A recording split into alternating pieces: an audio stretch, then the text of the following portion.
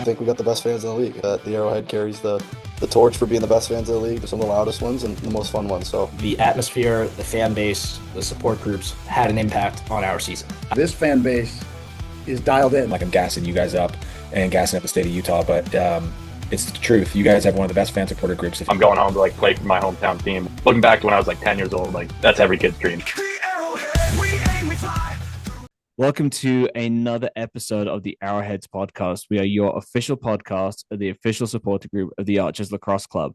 And boy, has it been a while since we recorded, and we apologize, fans. It has been a crazy time of life. A lot going on between lacrosse here, family stuff. And so it is, we got together, and Brady has family stuff going on tonight, so we'll excuse him. But we got Toast and myself here, and we are getting together because we got to talk pre-draft, what's happening. It's going to be we're on Thursday. It's going to be a big 5 days or so until we get to the draft. And a week from now, we'll be seeing what shook out in the draft. We'll have new players that are Archers, and we'll see what happens. So before we get to that, we talked about this early on when we had the schedule announced that the season was starting early.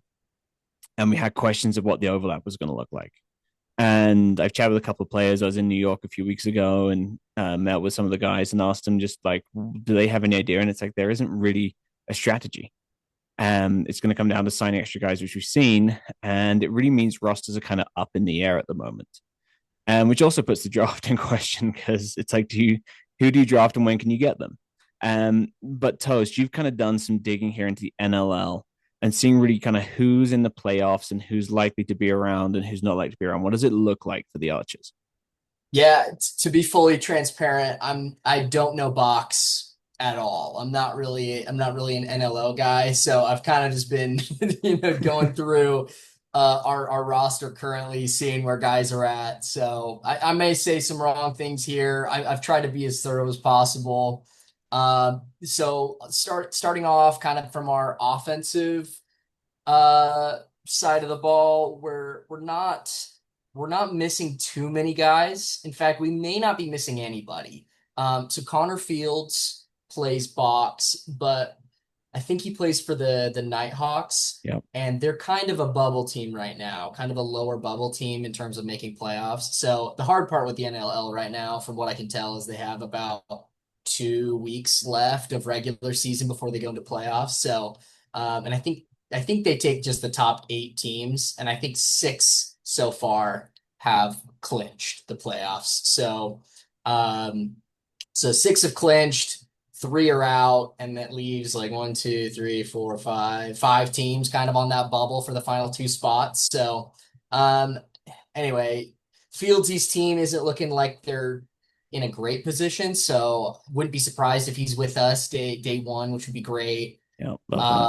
Other players on the offensive side, I think there's only 2 more. I think it's Trey LeClaire, Dyson Williams, our Canadian brothers in arms. Trey also is on a bubble team, so I'm not sure again if we'll have him. I think he's on the Seals. So and then Dyson's on the Firewolves and they're out. So he should be with us, hopefully, which would be awesome. Yeah. So we should have Dice. So really 2 questionable players on the offensive end is Fieldsy and LeClaire. So looking pretty good there. None of our defensive midfielders should be out. However, on the defensive end, that's kind of where we're going to be hurting the most, I think. So we've got Warren Jeffrey, and he's on the Mammoth, and I think they're the number 1 ranked team right now. They've clinched, so very good chance he'll be gone, which is no fun at all. We need the stash back as soon as possible. Wires will be gone as well. He's part of the Bandits, so they've clinched playoffs as well. And then our number 1 Dauber, he's going to be gone as well. As part of the Georgia Swarm. So it's hard, we wish our guys the best of luck, and we also wish that they lose immediately and come play for us. So right. It's kind of a bittersweet thing. Yeah, the way Dobson's playing right now, I don't think they're going to lose. I mean, he's kind of the face of the NLL at this point. He's setting all kinds of records, and knowing him and how much he loves Utah, I think it would probably hurt him as much as it hurts us to not be here for opening weekend, standing in goal in Utah. Now, So, luckily they did give us 2 weekends. right. Maybe that's some sort of compensation, knowing that we'd be missing some guys in the beginning of the season.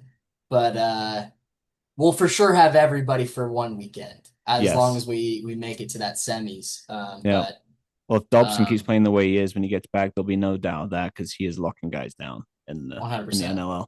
100%. Um, so that kind of leaves a lot of holes in the roster, potentially. And I think this is hard when it comes. You've seen a lot of signings, and we'll get to those in a minute, but it becomes hard for the coaches to be like, who am I going to have on day one?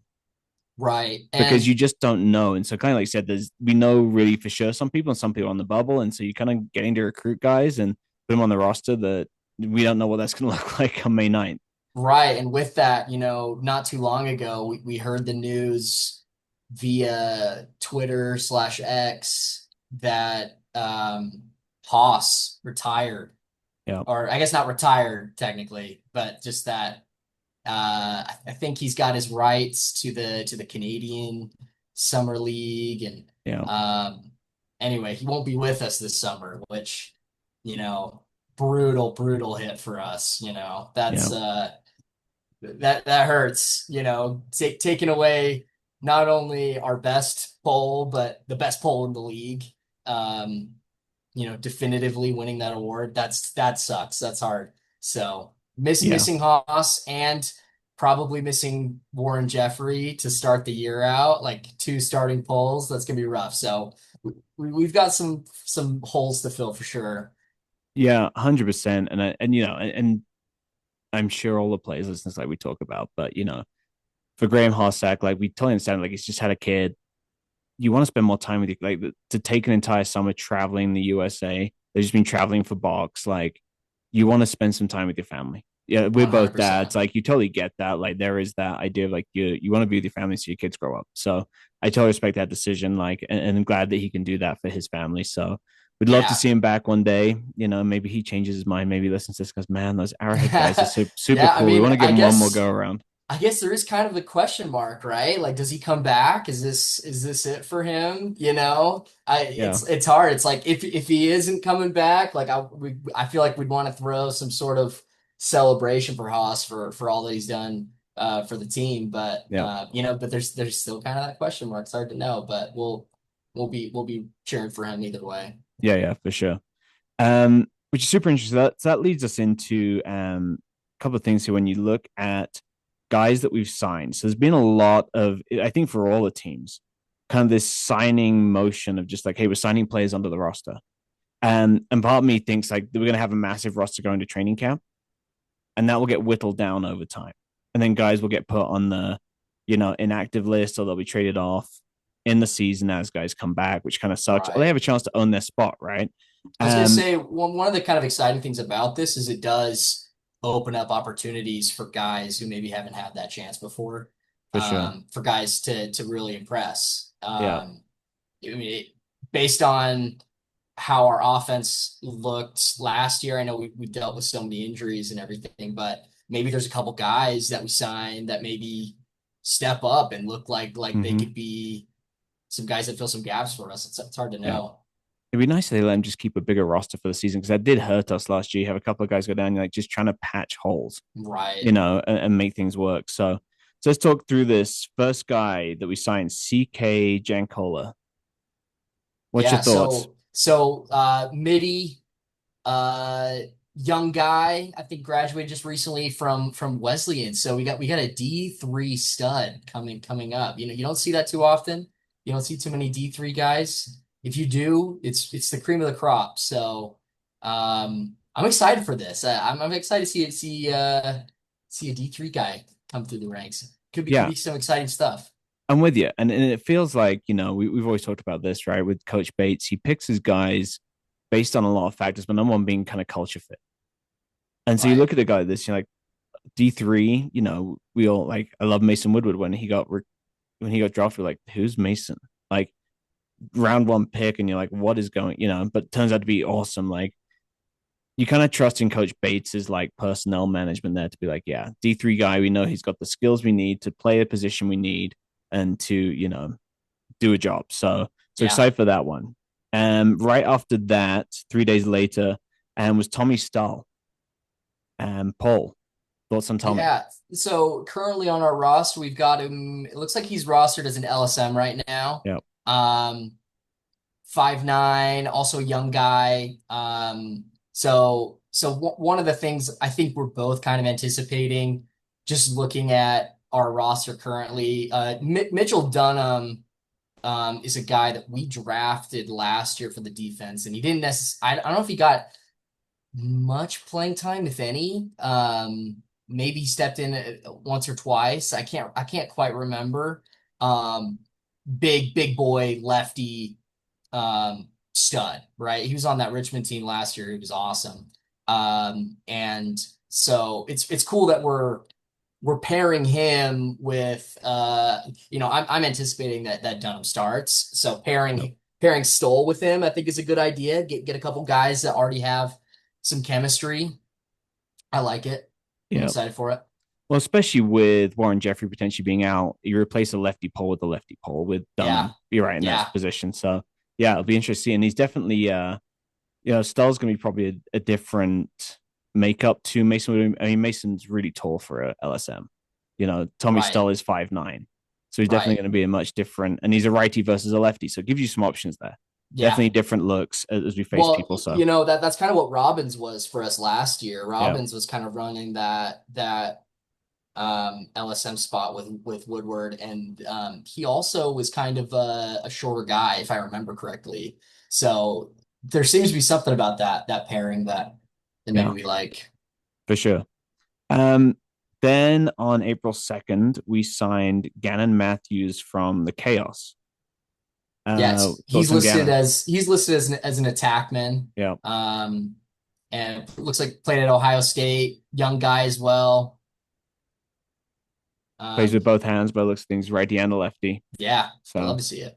yeah. So fits a gap, which is good. Gives us some options up there because I think outside of that, when you look at guys, when they have the roster and they talk about, they're right or left-handed, Sam King is the only other one that plays with both hands. So yeah, I mean, we got guys that can play with both, but you definitely have those guys that tend to keep to one or the other. Yeah. Thinking Fieldsy and O'Keefe. Those are For both sure. guys that Yeah. really want to go lefty, Yeah.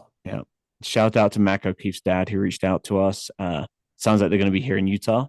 Excited to have the O'Keefe family here. So hoping we can get them to a tailgate. So let's go. And then just 6 days ago, we signed Jackson Canfield. It looks like he played for Maryland. Yeah, I mean, you really can't go wrong. Picking up anybody from Maryland. So, right. Yeah, Maryland Pole. Yeah. Love to see it. Yeah. Right-hander, 6 foot tall. Yeah, another beast down low. Yeah, I mean, it'll be a big question, like who's gonna be that? Because my prediction right now with Jeffrey out, Wires out, my prediction right now is we've got Dunham and Lavelle down low, and then it'll kind of be like who picks up that third spot. Right. Do we go with this Canfield guy? We'll see. I'm curious to see how they decide. And then we added just 2 days ago, Jack Frassion, and I apologize for the pronunciation of the last name. Hopefully, we got it right. Goalie, which I think kind of was the signal of like, hey, we're gonna be down a goalie to start the season. And we had to do something. So talk to us about what you know about Frassion. I remember him from college a couple years ago. I mean, kid's a stud. Super, super good. I remember being one of the top prospects. So from Penn State, yeah, it'll be great. I'm curious where we'll go, if we'll do some sort of goalie battle between him and Tubbs, or if we're gonna stick with Washuda. I mean, I personally think Washuda's earned it. I think he's earned a spot with it, especially with how he's played in championship series and everything, but you never know. I'm curious to see what they end up doing with that. But Yeah. yeah, the goalie situation will be interesting. I'm inclined to agree with you. I think with Shooter is kind of that he's the Archer's backup. He's the guy that they've always trusted to go to. Dobson gets a penalty in Utah. There is no question he goes in, and nobody has any less faith that he's going to do a great job. And so I think there is that faith in with Shooter. We know he's a.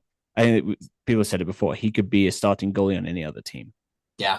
He's just behind Brett Dobson, and so I think there's that. They're like, yeah, we trust in what we know, but you have a good backup as well, and who knows what happens, like you'll know, I got a kid who's a goalie. Anything can happen any given day, and so, you take your chances, right? Like I think Yeah. Nick broke his hand last year in training camp.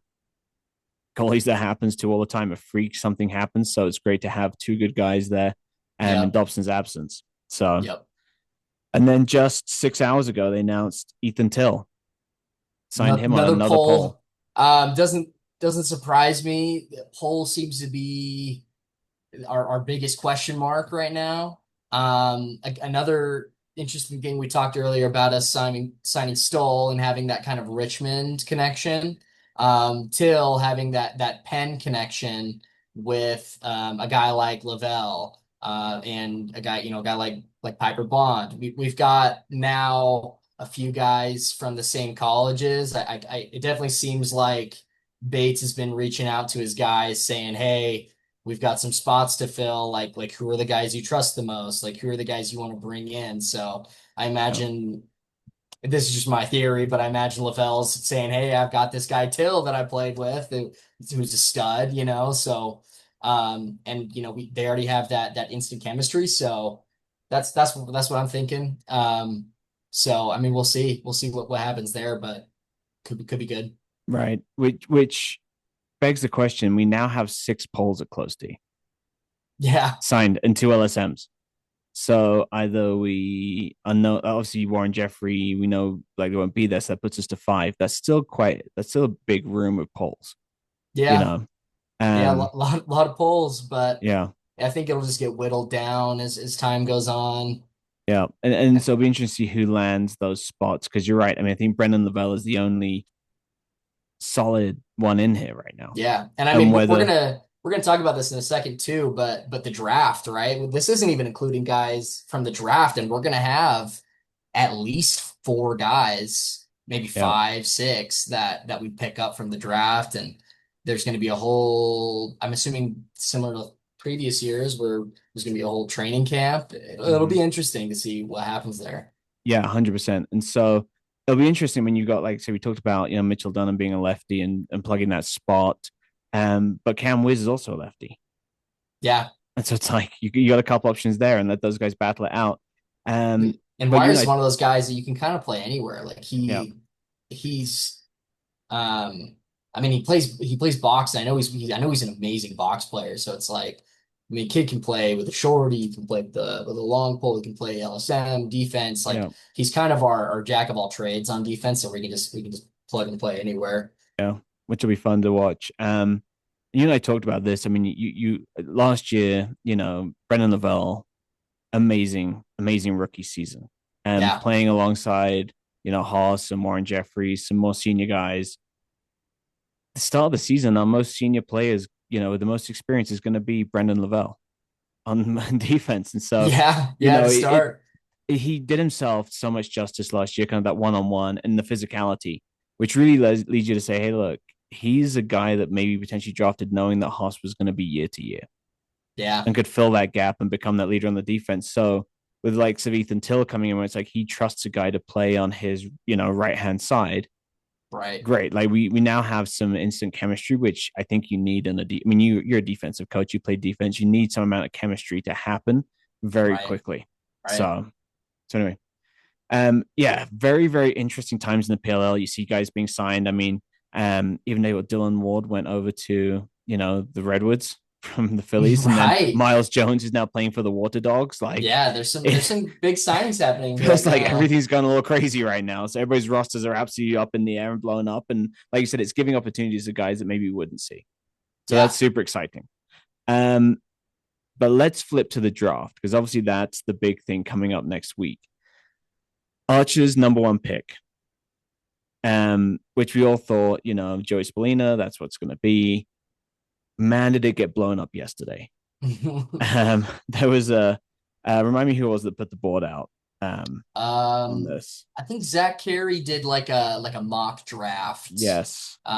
Zach Carey, for those who don't know, he's like the beat writer for the Archers and for the PLL, and he's awesome. He does a lot of good work. So but yeah, he came out with like his mock draft, and the big thing that he dropped, his prediction is that that the Redwoods trade up for that number one pick in order to get Joey Spallina, which makes sense with his dad being the GM. Which you could say was kind of like, oh, that's a nice theory. I never kind of thought that until Coach Spallina put the little eyes emoji on it, throwing everybody kind of like through a loop of like, really, is this happening? I mean, to me, it's like this has always been in the picture. Like Spallina is like the king of trades, and if he has the chance to get his son, he's gonna do it. Oh, 100%.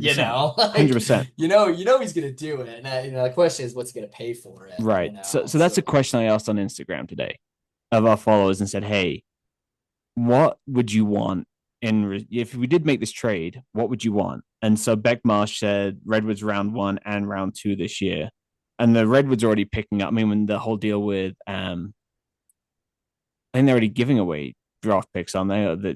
They're trying to pick up draft picks, give away draft picks. They're doing all sorts of trades already. Jackson, our guy Jackson, said either one of McAdory, Castner, or Cav, and their first and third, or first and seconds this year, plus a third next year. Okay, that's steep. That's a steep price. But we'll get to that in a minute. So, then we've got Spencer Gordon said we could trade the number one pick to Canada to make Hossack come back, which I like that idea. So, yes. Canada, if you're listening, as a country, we'll trade you Joey Spallina for Graham Hossack. And then JB, who was himself not necessarily victim of an Archers trade, but was there for that trade pick as a fan, and was a super fan that year. And we traded the 4th round pick, and he got to announce the trade. He said he hopes Chris Cav, McAdory, or Castner, along with swapping 1st round picks. So some of those sound steep and like pie in the sky. Yeah. But here's my theory. So I'm in sales. I negotiate stuff all day long. And there's sometimes you leverage emotion, right? You can leverage business trades. You can leverage equal, like I'm leveraging you this pick for this pick. This is a little different. This is like, hey, Dad, not only do you want to draft your son, how often are you not going to get to, you're only going to draft your son once and to potentially draft him at number 1. We can make him drop to number 6 if you want. You want to go at 6 for you, and then you draft him there. We'll all drop him. We'll make that agreement. Or we can take him and you don't get him. Yeah. Or you give us all this stuff. By the way, you give us Kavanaugh. That's totally fine. Because then he can go right in and play this year. You don't have to worry about that emotional stuff of like, where's he going to play? Just give us Cav. Like, you could work this in the emotional angle, because it's not just like a business transaction at this point. This is an emotional transaction. That's right. So there is lots of leverage here. So I think I responded to JB, and I was just like, I said, on this trade, I don't want us to be kind and nice. Definitely not. This is time to be ruthless. If he wants that pick, go ask for the world and make him give it to you. Or we keep it and we draft him and then say, now trade us something. Now, with that, I would say I think there are certain guys that are going to be on Spallina's do not touch list. Mm-hmm. I think McAdory is a definite no. Yeah. He's been a Spallina guy for a long time. So I highly doubt that happening. Chris Kavanaugh had too good of a year last year. Yeah. I don't see him giving that up at all. And what's interesting, one thing I was thinking about, I believe Jared Connors is still on the Woods as an LSM. One thing I was curious about is I wonder if Bates would be willing to have Connors reunite with the Archers, because in that, I believe it was the first year that we won that championship, Connors was our LSM that year, and he was a beast. Yeah. I want to say he was a rookie, and he was awesome. But then we ended up trading Connors for that second round pick that ended up getting Bo Pedersen. So Yeah. we basically ended up trading Pedersen for Connors, which I mean, hard to say that that was a bad trade because Pedersen's been so good. Yeah. So I'm questioning. My question is, looking at our needs and looking what I think defensively, that's probably what we need the most is like a really solid LSN. Getting Connors back could be pretty lit. I don't Yeah. think he'd be necessarily too expensive. So I would love to see something like where we pick swap in the first, we take their second, and then we also get Connors. Like, I don't know, something like that to me sounds pretty enticing. Yeah. I mean, I It, would say even, and maybe this is just me talking about, like, even if we ended up just doing some sort of pick swap, I would not be upset at all. Like looking at the draft and looking at the guys in the draft, there are some really good players that we can get late, and waiting a couple picks for guys is not going to be that big of a deal for us. right. But if my point, like I'm with you, like we can wait. But my thing is, But the we Redwoods we can't need to wait. add some value to this. Yes, I'm They with want you. this more than we want this, and they got to pay for it. Oh, So, I'm with you. is there guys you wouldn't want if they're like, hey, you could have Ryder Gonzi? Yeah, I don't know if I'd want Garnsey. He's just he's such a unique player. It's Yeah. like he's not like a plug and play anywhere. You Yeah. kind of have to have a design for him. Yeah. I mean, obviously other defensive players, like I'd love to see, like, I think Chris Fake is still on the Yes, he Woods. is. He's Yeah. so good. I'd love to see Fake, or I mean Arden Cohn is like, he's freaking good. Yeah. Love to see him come over, but I don't think those are kind of guys also that are Yeah. willing And to be traded. So it's hard to know. as much as I love a guy like Roman Dennis, he's 30 years old. Yeah. It's not a lot of time left in that. But would you take like Yeah. a Sam English guy? Oh, I'd love Sam English. Yeah, Sam English would be legit. But again, I don't know if they would trade English if they want to get Spallina, because Mhm. English is a Syracuse guy. And so again, I think they would like that pairing. Yeah. English is one of those guys that was injured a lot last year, but he was obviously so good in college. So Yeah. yeah, it's hard. There aren't a ton of guys on the Woods that I'm like dying to get, but Right. I was thinking about that Connors trade. I was like, Connor, if we could get Connors back, that'd be legit.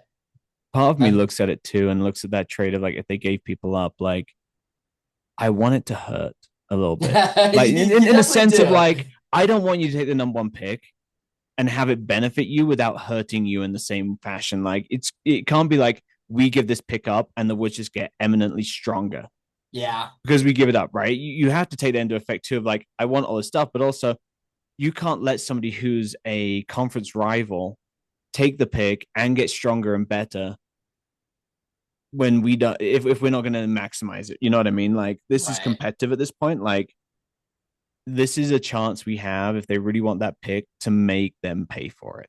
Yeah, So because not often do you get this, like you get to draft your kid number one right. and stand there and say, I'm picking my son.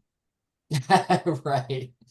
But then I have the question for you, Toast. You've been a Yeah. coach for a while. We've all seen the dad coaches along the lines, Yeah. from youth through high school.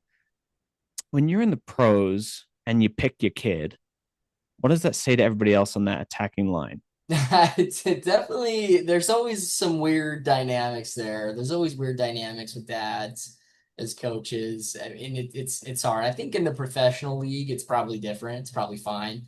And also the nice thing about the PLL is they now have that GM and coach distinction. So, Yeah. the GM, Spallina, he can choose the guys that he wants for the team. He can do the drafting, the trading, all that. But then ultimately it's up to the coach to determine like who's playing and everything. So I do like that there's that distinction. You're going to see less of like the I'm playing because my daddy picked me, Right. But even as a GM, right, it's kind of like you're still the boss of a lot of people. Yeah, I mean, you could definitely exert some pressure. And I mean, let's Yeah. be real. I mean, to be fair, Joey Spallina is so good. He should be starting in any position that he comes to. So it's also hard. It's not like Spallina's the type of guy that's like, yeah, why is this kid starting? It's like, of course he's starting. He's that good, you know. Yeah. So, but also the Redwoods have some guys where their attack line seems pretty solid. Like it's hard to know who he would replace immediately. Do you replace Dylan Malloy, who had a fantastic year, an MVP almost year, and Right. then do you replace Garnsey, who's been like the guy on the Woods for that long? Like that's hard. That's hard. Yeah. Yeah. It's going to be interesting how it plays out. So, um, super excited for that. And also, as we talk about the draft, I forgot to mention, if you haven't been watching our socials, come to our draft party. Be there like 4:30, 4:45. Legends Bar, like pub and grill, downtown Salt Lake. All ages welcome. They're allowing families in there for this event, which we love. Thank you so much for doing that, Legends, and helping us set this up. Um, ESPN is going to be cutting to us to see our reactions to the picks. Like, come, bring your kids, bring your friends, family. The PL is going to provide some food for us. Just come have a good time and celebrate these picks and see all the drama unfold with with other fans. So, got to get that plug in there as well. So, Love that it. being said, what else do you see happening in the draft this year? I mean, like I said, it's kind of a stacked draft for really Yeah. attackman, right? It seems like the draft never goes according to people's predictions. No. It never does. It's never even close. And this year is so up in the air. Like people are making their big boards and their mock drafts, but it's wildly different because there are No. so many different players of different positions that are all so good.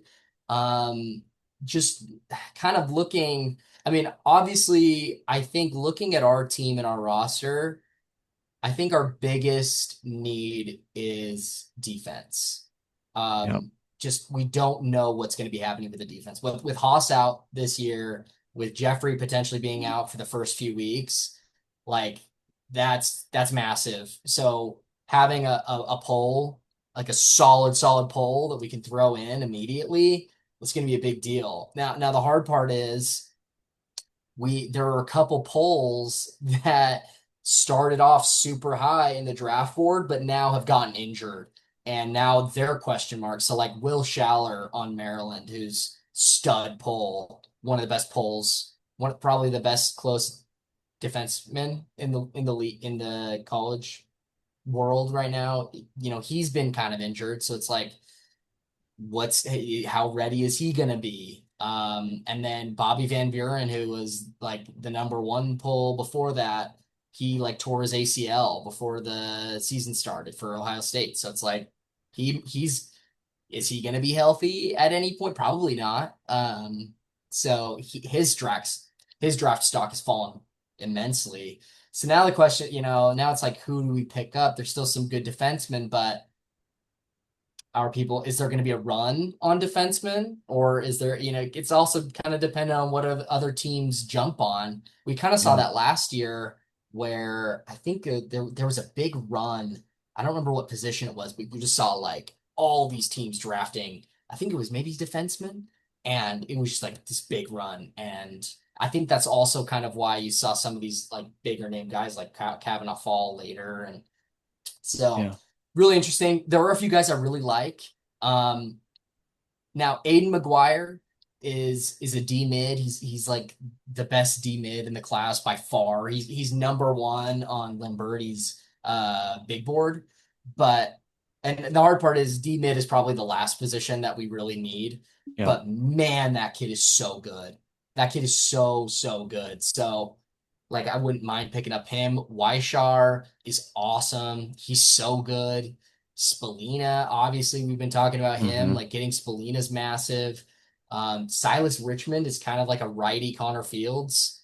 Picking up him would be so sick. Like it is, and it's so hard to know like what what Coach Bates is gonna do. It's so hard to get into that guy's mind. He has very clear criteria for what he wants in players. And so when he wants a guy, he wants a guy. And he has very few misses.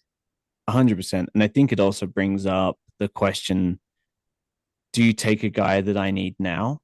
Or do you take a guy that says, hey, we got some vets on here that maybe have 2 years left. Right. And your guy's going to come and learn for a year. You may not play a bunch this year, but you're going to play next year or the year after.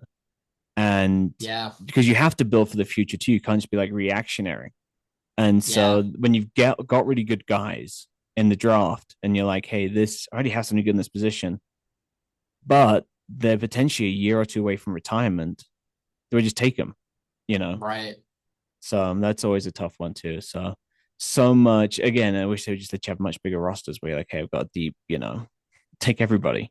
Yeah, and I Um, mean, we've also got the ninth overall pick, so it's like yeah. we're gonna get a stud in that position too. And there's a lot of things that could happen. Like, who are other teams gonna be picking up? Like, who's gonna? Because I mean, Kavanaugh last year fell, I think, to maybe number 11, Mm-hmm. if I'm not mistaken. So Yeah. I mean, we could pick up a huge name at pick 9 just based on guys that fall to us. So I Yeah. mean, so many opportunities. It's gonna be super exciting. But the other unknown in this is great. I draft a guy. When do I get him? Yeah, And the season's going to very be fair. going, and then the Yeah, season's going. I don't have time to get you in training camp and get you up to speed. So is this a, hey, you're going to play the second half of the season, whoever you are? Like I can't plug a hole potentially for day one of the season because if I pick the best guys from the best teams, chances are they're still playing. right. I mean, part of that is like, do you go for a guy like does that put a little bit more um what's the word? Attractiveness in guys like Weishar, who's on a Towson, who probably won't make playoffs, or if they Right. do, they probably won't make a deep run. That Weishar is a guy that you probably could get week 1. Same with like Richmond, Silas Richmond from Albany. Yeah. It- it- do you make decisions off of that? Probably not. You probably just go with the best player. But anyway, Yeah. it's good, something to think about. It really is. And you got to give props to the Rebels. I mean, if nothing else, this change in schedule has led to so much chaos in a sense and drama that it makes for amazing watching. Yeah, Like, and it's just the changes in personnel, and it is going to change how we look at this season for sure. There will yeah, be some absolute heroes that come out this season. yeah, You've seen it every few years. There's guys that played in the Champ Series last year that made on these rosters and did amazing things, and you hope for that for your team that you pick up some guy like we just talked about, right? You've got guys that we've drafted, or you look up like Ethan Till just signed him, could also all of a sudden become a legendary Archer Pole. You yeah. never know, right? It's just this huge unknown. And so super exciting to be able to see what's going to happen. It adds a layer of drama to the season. Yeah. Yeah, it's exciting stuff. I'm really excited for this year's draft. Yeah. It's crazy and nothing else. It gives me more anxiety with the number one pick for the draft party with ESPN cutting to us going, I don't know if we'll be there for the 1 or the 6 or if we trade the 6. I think we weren't even ready for it last year. It's like, oh, by the way, you traded up and we had to pick. I'm like, holy crap, we got it. So much like can happen between now and then, and between now and Tuesday. Even on Tuesday night, I mean, who knows what's going to happen? I think the PL kind of came out and said, hey, the Archers have the number one pick still, kind of making that point of like, hey, it's still ours. Um, if anybody's going to break the news, they want to break it. Right. And so, man, so much could happen. So many unknowns, so many Right. storylines.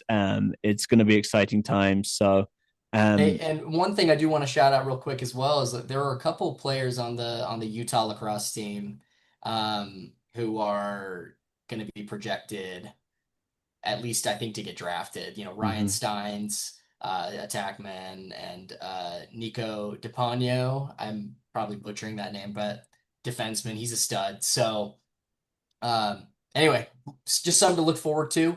We'll, yeah, we'll be rooting for those Utah guys to get drafted.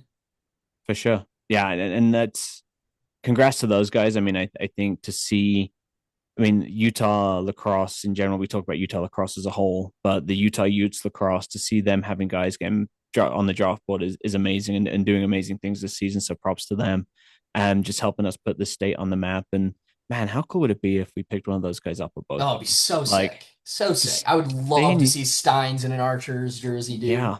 just make that happen, Coach Bates. Come on, just keep this. Like we see how much we love Bo. Like I know Bo's like a hardcore, like born and raised here, but let's make some of these Utah youth lacrosse players, Utah Archers players, keep that Utah Yeah, on their chest. I'm with it. So, all right. That's it, man. There is so much to talk about, and it feels like we just talked about a whole bunch of hypothetical stuff because we know nothing. But 6-7 days from now, we'll be talking a much different story because we'll have much more facts to talk about. And tune in to see how wrong we were. Yeah, all right, we will. Let's hope Jackson and JB are right, and we end up with a Kavanaugh on the Archers, and they get Joey Spallina, and he can't play for half the season, and we start just decimating people throughout the league. So, let's make that stuff like that happen. So, all right, folks, with that, we'll wrap it up. Austin, Brady's not here. You want to take us out? Above all else, win, baby. Above all else, win. Even when you're negotiating, Coach Bates, above all else, win. All right. With that, and then we'll try and catch up next week with a post draft episode here. And then again, plug it. Come to the draft party. Legends Pub and Grill, downtown Salt Lake. Be there. Just got a text that Chief's going to be there. Our supporter of the year for 2025. He's coming with all his gear. So be prepared to join him. And with that, we will catch you guys next time. Thanks, everyone. This podcast is not affiliated with the Premier Lacrosse League or Archers Lacrosse Club. This is an independent, fan-run podcast. The Arrowhead